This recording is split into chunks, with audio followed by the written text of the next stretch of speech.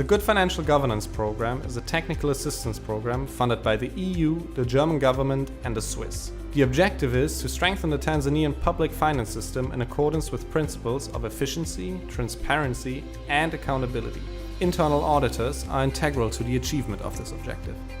Internal audit is part of the pillars of the good governance in any organization of the institution. It is one of the most important functions because that gives assurance to the executives, to the management, that there is a transparent and efficient way that the resources are used and allocated. The Mwananchi is benefited a lot since the auditor is the one who assists to assure them that resources which Mwananchi has put together or taxes which have been deducted from their salaries and other allowances are used properly.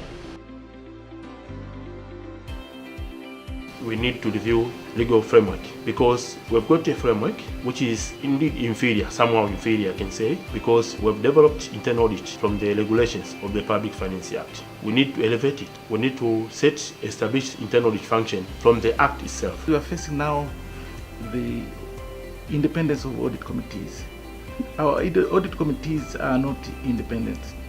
Most of the audit committee members are coming within the institutions, which is very bad in terms of governance. So right now we are reviewing the Public Finance Act to ensure that we have independent audit committees. Focusing on risks, we're moving away from compliance, where auditors will just come in and say, you're supposed to do A, have you done A or not? And now moving to what are the bigger issues. So to add value, usually you won't only look at the numbers. You have to align the internal audit services with organization strategies. We have a challenge of scheme of service.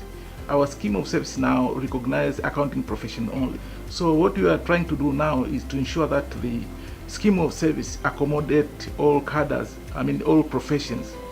What we are trying to do now to ensure that the internal audit units have a very strong internal audit charters.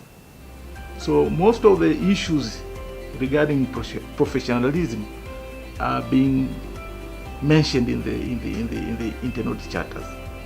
If we have a very strong internal audit charter which is in line with the IPPF directives, yes, we are going to solve the issue of professionalism. The problems that we have is actually based on the economic environment.